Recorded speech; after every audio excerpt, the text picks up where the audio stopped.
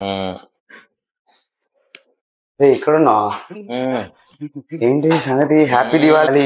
Happy Diwali. ఏంటి సాయి రాలేదా? వస్తా అన్నాడు, కాల్ చేస్తా ఉండు. సరే.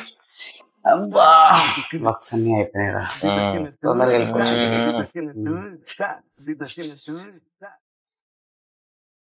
రే సాయి, ఆఫీస్కి రావట్లేదా? రే Sai, happy Diwali. Okay okay Mandeep. Okay